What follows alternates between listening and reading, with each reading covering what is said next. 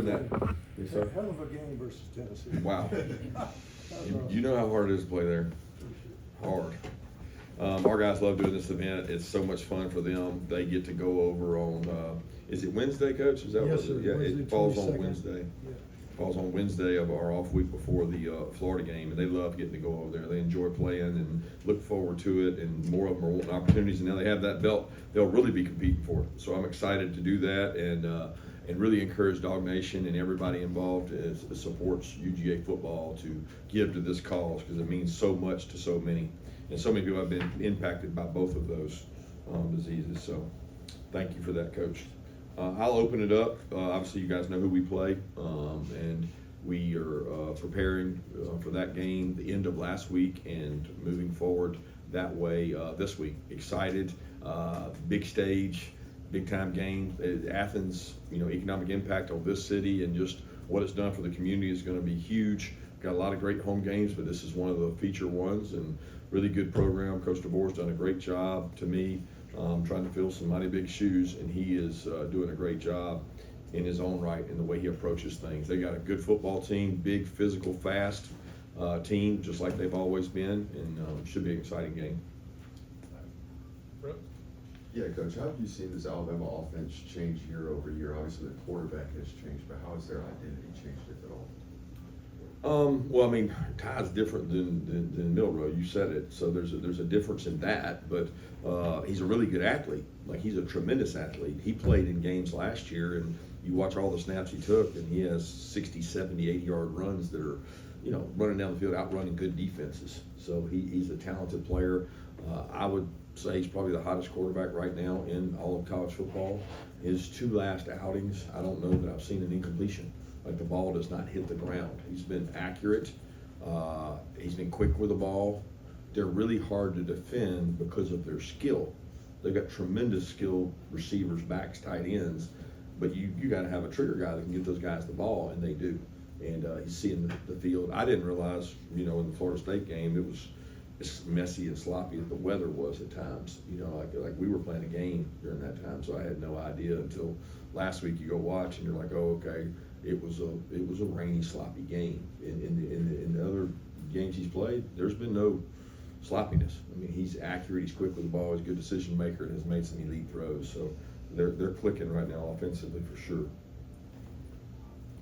Yeah, this will be your 8th time as a head coach coaching against Alabama, but your first time meeting them in Sanford Stadium. How much of a difference do you think playing this game at home can make for you guys? Being at home is an advantage. Just as I say, going on the road is hard. Going on the road last year to play the games we played, hard. Going to Tennessee a couple weeks ago was hard. Playing at home, it helps. The atmosphere helps. The crowd noise helps. Being familiar with your surroundings and all that stuff helps. But at the end of the day, you got to go play football, and it comes down to matchups. It comes down to who blocks and tackles the best. Who executes and does things in the key moments of the game. So certainly glad it's at home, but we still got to play well. There'll be a lot of attention on Ryan Williams, but what have you seen from the entire Alabama receiving corps and just their strengths? Block, man, they're physical. They come off, they hit you. You've seen them on tape go vertical, make vertical plays. Obviously, the talent Ryan has, but there's a lot of people that focus on him and try to take him out of the game. And the Bernard kid has been incredible. I feel like he's been there forever. He's only been there in his second year. He came with those guys. He is the catalyst to that offense because he does so much. He is similar to Dylan Bell, but they use him as a back. They use him as a point of attack blocker, reverse guy, gadget guy, vertical guy, deep routes. I mean, he's a complete player, and he's really physical, and a lot of respect for the way he plays. But all their wideouts are playing at a high level right now because the quarterback is. And when your quarterback's throwing and catching and throwing the ball well, and they're catching the ball well, it's hard because they don't just do one thing. They have very multiple schemes. Kirby, on the home atmosphere, I know that athletic department has done some tangible things to try and improve the atmosphere over the years. Do you think it is a much tougher place to play than it used to be? I don't know what. It's hard to what you referenced there. I mean, the toughest place to play is where the best players are. So, like, when you have really good teams, they're hard to play against. I don't know, did the atmosphere alone makes it that way? I mean, I've played in some, there's a point of no return, like A&M, it's really loud. I played, when I coached there, when I coached at Alabama, Auburn, one of the hardest places, Tennessee, one of the hardest places. I mean, they're all hard, LSU, they're all really hard to play in, and I think ours fits in that same category of hard to play in. But it's what you're playing against that makes the difference. I don't like making it about the athletic department and what kind of atmosphere they create. The fans create the atmosphere, not the athletic department. And our fans have done a great job of giving us a competitive home field advantage that is equal to other places in the SEC. Yeah, now that you've had some time to look at the film and sit on it, what kind of were your biggest takeaways from what the offense was able to do against Tennessee, and what were some of the areas y'all try to focus on in the bye week to build on a performance like that on the road? Yeah, we're trying to get better at everything. Like, I can't sit here and tell you there's one area of, like, okay, we got to do this, got to do this. We got to score touchdowns in the red area. We got to be able to run the ball efficiently. We got to be able to play action. Got to be able to drop back. Got to build a perimeter block. I mean, there's nothing that didn't need work coming out of the Tennessee game. We didn't go back and say, man, we're really good at this. Let's put this on the back burner and let's go work on these other areas. We work on everything every day because we need everything every day. So the days we worked last week, 3 or 4 days we worked, we targeted different areas and tried to get better at them. Coach, obviously there was a lot of similarity between the two teams under Coach Saban. Have you seen a difference in just how you guys would prepare for this version of Alabama now that they've kind of started to morph into, kind of more of what Coach Deboer wants to do with his team? Yeah, I don't know where that question's going. I mean, how do you prepare for any team? We prepare for every team the same. We don't go, okay, we got to prepare for Tennessee differently than we prepare for Alabama. We prepare by doing what they do and trying to do it better than they do it in terms of the look we give our guys, which is really hard to simulate. But I don't see it like, okay, Coach DeBoer's there, we got to prepare this kind of way. They're a really good football team with really good players. They've changed. Yeah, they've changed defensively and they've changed offensively. And you know what? They'll change every year as their personnel changes. Milroe's different than Ty, but they're both tremendous athletes. And our preparation is what we're trying to remain consistent. Coach, what advantages did the bye week give you, just getting healthy and preparing for Alabama? Yeah, I mean it's equal, right? Because in this case we both have bye weeks, so I don't see it really different in terms of preparation. We worked on other opponents, we worked on ourselves. We got a lot of young guys reps. Got some time off to get away, which the players got this weekend. So I don't see the prep being different than most weeks for us. Just a little more time. Kirby, you talk about explosive plays all the time. Is Ryan Williams the definition of that any moment he catches the ball into his hands, he can create an explosive play? Yeah, he's a dynamic receiver. When you got a guy that's a 100-meter champ and explosive and got the ball skills he has, I mean, he possesses all the traits of elite wideouts: make you miss, vertical threat, quickness, toughness. I mean, he's an all-around great player, and he's proven to be an explosive play waiting to happen. Kirby, what's your impressions of the running back core, and what difference could Jim Miller make if he's back? Well, he's extremely physical, but they've kind of done it by committee. I mean, when I look at them through the first games, it reminds me sometimes of us. I mean, they've got big, they've got small, they've got fast, they've got athletic, they got it all covered, and they play them. They play their backs and keep those guys fresh and healthy. Obviously, Jim has more experience, and he's really physical, hard to tackle, point of attack, can get after it, really good pass protector. I mean, he's just a veteran. It's like looking at our group and saying, okay, is there one guy that's played more than the other guys? They got a lot of guys that have played.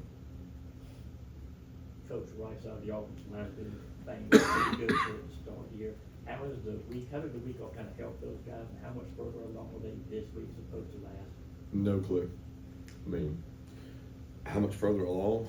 They got to grow up. We got to play better across the offensive line. It's not just one side or the other. I think when you look across college football, that's an area that everybody. I tune in and watch games Saturday. There's nobody I'm going, oh man, that's a dominant offensive line right there. They're just running up and down the field on this SEC defense. It doesn't happen. I mean, you don't see scores that are really high scoring. You see really good defensive personnel. You see tough road games. It's not going to be any different in ours. I mean, every team in the SEC is trying to get their offensive line better or as close to right as you can get it, and we'll be trying to do the same. We're trying to create depth and competition and grow guys in those areas. Yeah, we've seen Zach Branch take a couple of short passes for touchdowns. I guess one, just what have been your impressions of him in that area of the game, but also where do you think, or what have been your impressions of the receivers and tight ends in the perimeter blocking, some of these RPOs, things like that? Zach's been great. He's a hard worker.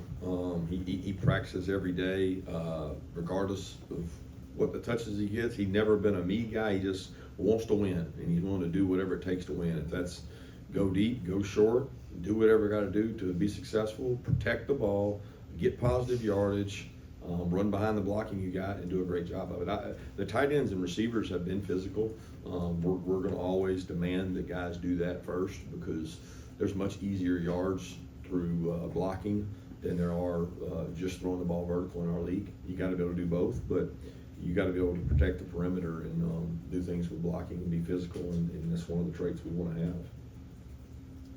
If I could ask one more about home field advantage, even going back to your days as a player, could you feel the difference in how the atmosphere felt, the crowd noise for a night game?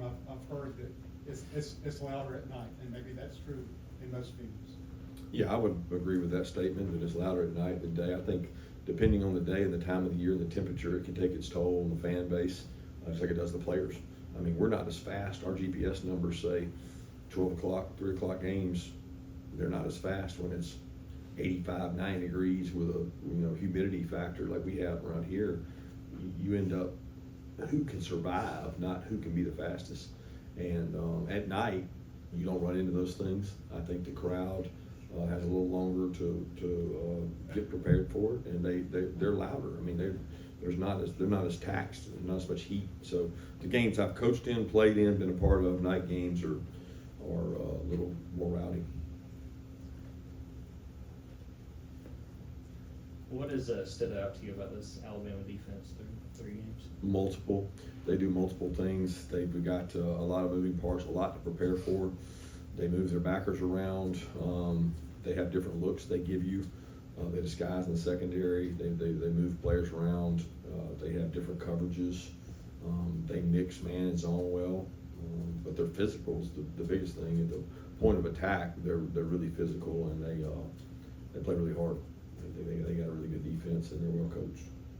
Yeah, last year's game against Alabama was the only one you didn't have a sack in. What are some things you guys can do from a pass rushing perspective to really impact that aspect of the game? Finish on the quarterback.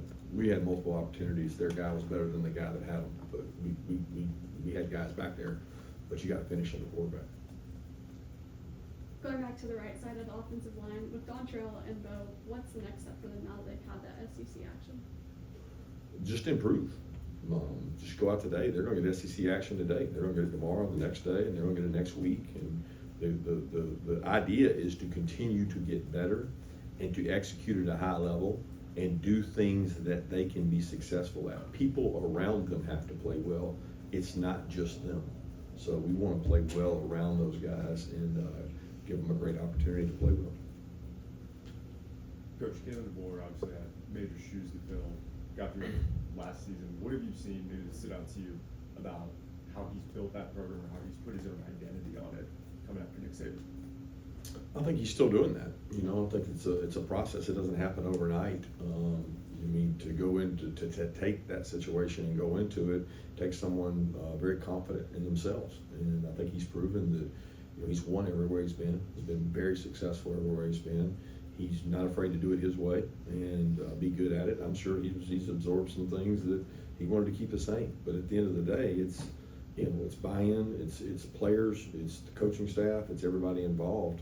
It's a lot to be measured against, obviously, but he knew that before he took it. Was your phone blowing up yesterday when Jalen Carter and Jordan Davis blocked those kicks and the big fella almost hit 19 miles an hour on that fumble return for a touchdown? Yeah, I didn't get it right away. I had some people, and we were working in the building, and people reached out to me and started sending text, and then I asked somebody to send the video, and our video guy, Jeremy Klosky, sent me the clip of it, and I was like, I've seen that before, because he's blocked a lot of field goals around here in terms of his force and his ability to get off, and then to scoop and score too. I mean, he looks physically great and looks really good. I just did a Zoom with Matt Stafford this morning, and it was pretty amazing to hear him talk about those guys and having to go against them and thinking they had the game won, and then have it stolen from them like that. Got time for one more question for Coach? Anybody?